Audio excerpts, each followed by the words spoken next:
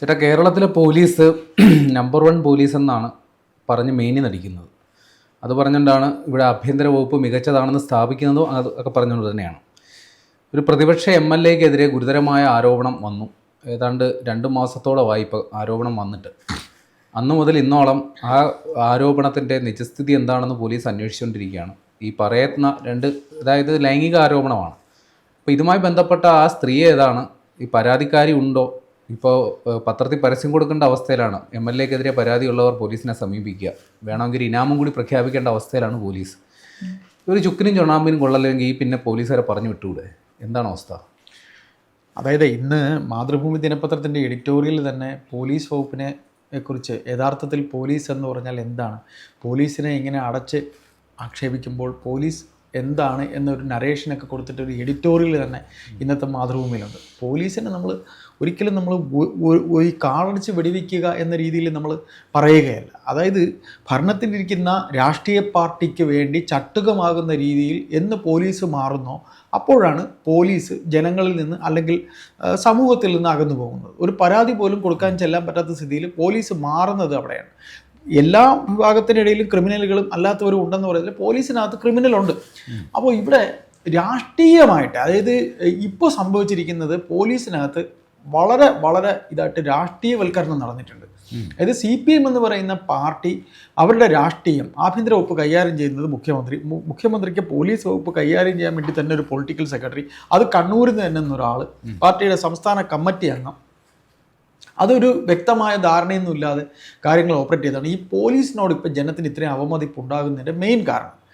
പോലീസിനെ നമ്മൾ ഒരുമിച്ച് അങ്ങനെ നമുക്ക് അടച്ച് ആക്ഷേപിക്കാമോ എന്ന് ചോദിച്ചാൽ ഇല്ല എന്ന അഭിപ്രായം തന്നെയാണ് എല്ലാവരെ പോലെ എനിക്കുള്ളത്, പ്രേമനുള്ളത്. പക്ഷേ ഇവിടെ നമ്മൾ പറയുന്ന വിഷയം ഒരു MLA, ഒരു ചെറുപ്പക്കാരനായ MLA ഇവരുടെ കണ്ണിലെ കരട്, ഇപ്പോൾ ഷാഫി പറമ്പിൽ എന്ന് പറയുന്ന നേതാവ് ഇവരുടെ കണ്ണിലെ കരട് ആകുന്നത് പോലെ തന്നെ CPM എന്ന് പറയുന്ന പാർട്ടിയിലെ കണ്ണിലെ കരടായിരിക്കുന്ന ഒരു നേതാവാണ് രാഹുൽ മാങ്കൂട്ടം.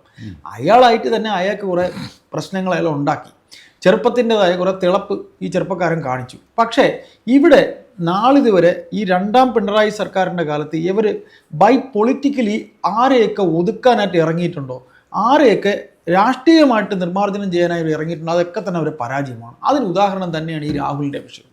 രാഹുലിൻ്റെ കേസ് ഇപ്പോൾ 53-54 ദിവസമായി.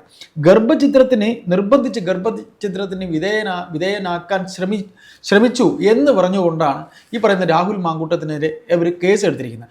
3ാമതൊരാൾ കൊടുത്ത പെറ്റീഷനാണ്. അല്ലാതെ ഇതിന് ഇരയാക്കപ്പെട്ടവരോ അല്ലെങ്കിൽ ഇരകളോ അല്ലെങ്കിൽ ഈ പറയുന്ന വാദി സ്ഥാനത്ത് നിൽക്കുന്നവരോ ആരും തന്നെ പരാതി കൊടുത്തിട്ടില്ല. ഇവിടെ സ്വമേധയാ കേസ് ഏറ്റെടുക്കുന്നു. 54 ദിവസം പോലീസിലെ ഏറ്റവും ഉന്നതരായ ഉദ്യോഗസ്ഥർ, ക്രൈംബ്രാഞ്ച് സംഘം, ഇവർക്കൊന്നും വേറെ പണിയില്ലേ? ഈ ഗർഭം കലക്കൽ കണ്ടുപിടിക്കാൻ നടക്കണതാണ് ഇവരെയൊക്കെ പണി. അപ്പം പൊളിറ്റിക്കലി ഒരു രാഷ്ട്രീയമായിട്ടൊരു ടൂൾ ഉണ്ടാക്കാനായിട്ട്, ഗർഭം കലക്കാനായിട്ട് നടന്നതായിട്ട് സംസ്ഥാനത്തിൻ്റെ ചരിത്രത്തിൽ ഒരു പോലീസ് സേന ചെയ്തിട്ടുണ്ടോ എന്ന് കാര്യം സംശയമാണ്. അവിടെയും പൊളിറ്റിക്സാണ് ഇവർ നോക്കുന്നത്. പോയിട്ട് എന്തുണ്ടായി? ആദ്യം ഒരു നടി പറഞ്ഞ വിവാദം, നടി പറഞ്ഞ ഇത് വെച്ചും കൊണ്ട് നടി പരാതി കൊടുത്തിട്ടില്ല. നടി പറഞ്ഞതേ ഉള്ളൂ. നടിയെ അവർ ചോദ്യം, നടി ഇതുവരെ പരാതി കൊടുത്തിട്ടില്ല. ഒരു ട്രാൻസ്ജെൻഡർ കൊടുത്തിട്ടില്ല. വേറെ ഒരു യുവതി പറഞ്ഞു, അത് മാധ്യമപ്രവർത്തകർ പോയി തന്നെ അഭിമുഖം എടുത്തതാണ്. എന്നിട്ട് അവരും ഇതുവരെ ഒന്നും പറഞ്ഞിട്ടില്ല. അപ്പം ചുരുക്കത്തിൽ മാധ്യമങ്ങളിലൂടെ പുറത്തു വന്ന റേഡിയോ സന്ദേശത്തിൻ്റെ ഉറവിടം തേടി ഇവർ പോയി. ഇവർ പോകുന്നിടത്തെല്ലാം ഇവർക്ക് പരാജയമാണ്. കാര്യം ഇതെന്തുകൊണ്ടെന്ന് ചോദിച്ചാൽ, അടിസ്ഥാനപരമായി നമ്മളൊരു കാര്യം ചെയ്യാനായിട്ട് ഇറങ്ങി പുറപ്പെടുമ്പോൾ തുടക്കം ശരിയായില്ലെങ്കിൽ സർവത്ര പാളൂ എന്ന് പറയുന്ന പോലെയാണ്. ഇപ്പം അല്ലേ, ഇപ്പോൾ ഷൈൻ ടീച്ചർ ഇത് സമാനമായ ഒരു ആക്ഷേപം ഉന്നയിച്ചു. ഷൈൻ ടീച്ചറുടെ വിഷയം, പക്ഷെ അതിൽ സടകുടഞ്ഞെഴുന്നേറ്റ് ഉടനെ അറസ്റ്റും ബഹളവും പുകിലും ഒക്കെ ആയി. പക്ഷെ അതെന്തുകൊണ്ട് KM ഷാജഹാൻ എന്ന് പറയുന്ന ഇവരുടെ പഴയ പാർട്ടി പ്രവർത്തകൻ, ഇവർക്കെതിരെ സാമൂഹ്യ മാധ്യമങ്ങളിലൂടെ വേണ്ട കാര്യങ്ങളെല്ലാം തന്നെ പറയുന്നുണ്ട്. അദ്ദേഹം ഇപ്പോൾ എന്തൊക്കെ പറഞ്ഞിരുന്നാലും, പാർട്ടിയിൽ നിന്ന് പുറത്താക്കപ്പെട്ട ആളായാലും പറയുന്നതിൽ എന്തെങ്കിലും ഒരു വേറെ ദോഷവശങ്ങളൊക്കെ ആണെങ്കിൽ തന്നെ പറയുന്നത് കുറേ കാര്യങ്ങളാണ്. കാര്യം അത് ഇറങ്ങി തിരിച്ചിട്ട് എന്തായി? പ്രേം തന്നെ പറയാം, എന്തായി? കോടതി പറഞ്ഞു ഇതിൽ എന്താണ് തെളിവ് എന്ന് ചോദിക്കുന്ന അവസ്ഥ ഉണ്ടായാലും പ്രോസിക്യൂഷന് മറുപടി പറയാൻ പറ്റി. ഇദ്ദേഹത്തിന് ഒരു ജാമ്യത്തിന് വേണ്ടി ചെന്നപ്പോൾ കോടതി ചോദിക്കുന്ന ചോദ്യങ്ങളുടെ മുന്നിൽ ഒരു ചൂളി പോയില്ലേ? അവിടെ അത് സർക്കാരിൻ്റെ പരാജയമല്ലേ? അതായത് രാഷ്ട്രീയ പ്രേരിതമായിട്ട്, അതായത് അതായത് കഴമ്പുണ്ടോ, പറയുന്ന പരാതിയിൽ കഴമ്പുണ്ടോ എന്ന് പ്രാഥമിക പരിശോധന നടത്തിയിട്ട് വേണം നമ്മളൊരു കാര്യത്തിന് വേണ്ടി ഇറങ്ങുമ്പോൾ നമ്മളെ നിരത്തുന്ന വസ്തുതകൾക്ക് കഴമ്പുണ്ടാവണം ഈ പറയുന്ന കാര്യങ്ങൾക്ക്. അപ്പോൾ അവിടെ അത് പരാജയപ്പെട്ടു. KM ഷാജഹാനെ ചോദ്യം ചെയ്തത് മുതൽ തിരിച്ച് വീട്ടിൽ കൊണ്ടാക്കി, പിന്നെ വീണ്ടും കോടതിയുടെ ചോദ്യങ്ങൾക്ക് മുന്നിൽ അവർ അന്താളിച്ചു പോയൊരവസ്ഥയാണ്. അപ്പോൾ അതേപോലെയാണ് ഈ സംഭവത്തിൽ ഇപ്പോൾ ഉണ്ടായിരിക്കുന്നത്. അപ്പോൾ മാങ്കൂട്ടത്തിന് ഒരു കേസ് രജിസ്റ്റർ ചെയ്യാൻ വേണ്ടി ക്രൈംബ്രാഞ്ച് ഇപ്പം പ്രേം തുടക്കത്തിൽ പറഞ്ഞ പോലെ പത്രത്തിൽ പരസ്യം കൊടുക്കുകയാണ്. ആരെങ്കിലും ഇദ്ദേഹത്തിന് എത്ര വയസ്സ് മുതൽ 60 വയസ്സുള്ളവരെ വരെ ഈ ഇദ്ദേഹത്തിൻ്റെ പീഡനത്തിന് ഇരയാക്കി എന്നൊക്കെ പറഞ്ഞു. മൈക്കിനെതിരെ കേസെടുക്കാൻ മടിക്കാത്ത വകുപ്പാണ് ആഭ്യന്തര വകുപ്പ്. അപ്പോൾ പിന്നെ അതിൽ പരാജയത്തിൻ്റെ ഏറ്റവും വലിയ സർട്ടിഫിക്കറ്റ് അങ്ങനെ കരുതിയാൽ മതിയല്ലോ. മുഖ്യമന്ത്രി പ്രസംഗിച്ചപ്പോൾ മറ്റേ ശബ്ദം ഉണ്ടാക്കി പോലും മൈക്ക്, അപ്പം മൈക്കിനെതിരെ കേസ്. അതിൽ കൂടുതൽ പിന്നെ എന്ത് വേണം നമ്മുടെ പോലീസിൻ്റെ മികവിനെ സാക്ഷ്യപ്പെടുത്താൻ? അല്ല പ്രേമ, ഇതിനകത്ത് നമ്മൾ ഇത്രേ പറയാനുള്ളൂ. ലഭിച്ച പരാതികളെല്ലാം 3ാം കക്ഷികളുടേതാണ്. എന്നിട്ട് ബാലാവകാശ കമ്മീഷന് പരാതി നൽകിയ അഡ്വക്കേറ്റ് ഷിൻഡോ സെബാസ്റ്റ്യൻ അന്വേഷണ സംഘത്തിന് വിശദമായ മൊഴി നൽകിയിരുന്നു. എന്നാൽ മാധ്യമങ്ങളിൽ വന്ന വാർത്തയല്ലാതെ ഇതിനപ്പുറം ഒരു തെളിവ് പോലീസിന് കിട്ടിയിട്ടില്ല. അപ്പോൾ ഇത് ഒരു സർക്കാരിൻ്റെ പരാജയം എന്ന് പറയുമ്പോൾ മുഖ്യമന്ത്രിയുടെ പരാജയമാണ്, ആഭ്യന്തര വകുപ്പിൻ്റെ പരാജയമാണ്. നമ്മൾ വേറെയും ചില കാര്യങ്ങളിലൂടെ ഇതിൽ മറ്റൊരു കാര്യം കൂടെ, അതായത് പോലീസ് ഇത്രയും അന്വേഷിച്ചിട്ട് അതിൽ ഒരു ചുക്കും ചുണ്ണാമ്പും കിട്ടിയില്ല എന്ന് പറയുമ്പോൾ മാങ്കൂട്ടത്തിൻ്റെ ഡിഫൻസ് അവിടെ സോളിഡ് ആവുകയാണ്. തീർച്ചയായിട്ടും മാങ്കൂട്ടത്തിൻ്റെ വോയിസ് ക്ലിപ്പാണ് ആ വോയിസ് ക്ലിപ്പ് ഓഡിയോ ആണ് വന്നിരിക്കുന്നത്. ആ ഓഡിയോ ക്ലിപ്പ് വെച്ചിട്ടാണ് ഇവിടെ മാധ്യമങ്ങളെല്ലാം ഈ നിറം പിടിപ്പിച്ച കഥയൊക്കെ പറഞ്ഞ് ഇപ്പോഴും മാധ്യമങ്ങൾ ആ ചെറുപ്പക്കാരുടെ അടുത്തിൽ ആ ഓഡിയോ ശബ്ദം നിങ്ങളുടേതാണോ എന്ന് ചോദിക്കുന്നുണ്ട്. എന്തുകൊണ്ട് പറയുന്നില്ല എന്ന് ചോദിച്ച ഒരു മറുപടി ആ ചെറുപ്പക്കാരൻ പറയുന്നില്ല. കാരണം ഇത് അങ്ങനെ തെളിവാണെന്നുണ്ടെങ്കിൽ പോലീസ് പ്രൂവ് ചെയ്യട്ടെ.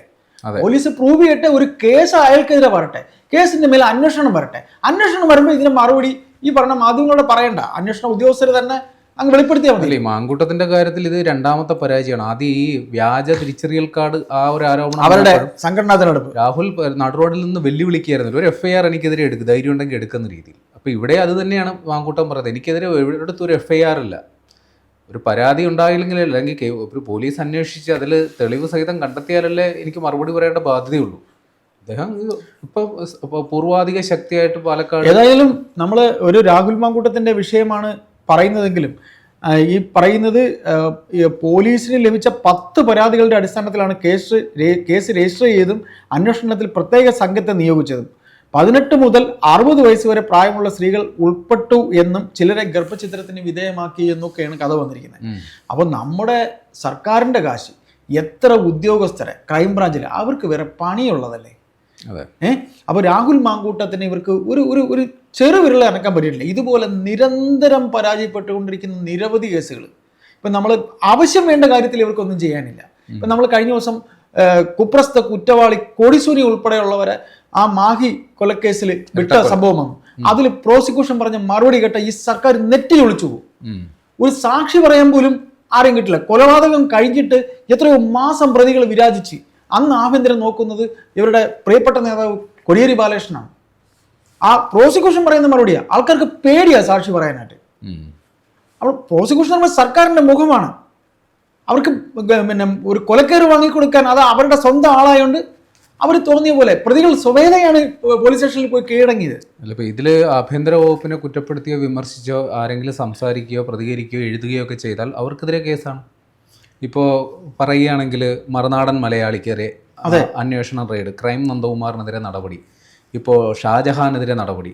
അപ്പോൾ ഇത് സോഷ്യൽ മീഡിയ അല്ലെങ്കിൽ മറ്റു മാധ്യമ സ്ഥാപനങ്ങളിൽ ഇതിനെതിരെ പ്രതികരിച്ചു കഴിഞ്ഞാൽ അവർക്കെതിരെ നടപടിയെടുക്കാൻ ഉഷാറുണ്ട്, തെളിവുണ്ട്, കേസുണ്ട്, പുകിലുണ്ട്, മറ്റതുണ്ട്, മറിച്ചതുണ്ട്, എല്ലാം ഉണ്ട്. പക്ഷേ അവർ വലിയൊരു രാഷ്ട്രീയ പ്രാധാന്യം കിട്ടുന്ന തരത്തിൽ ഇത്തരം കാര്യങ്ങളിൽ അന്വേഷിച്ച് നടത്താനായിട്ടുള്ള ഒരു ആംബിയർ തൽക്കാലം ഇല്ല എന്ന് വേണം പറയാൻ.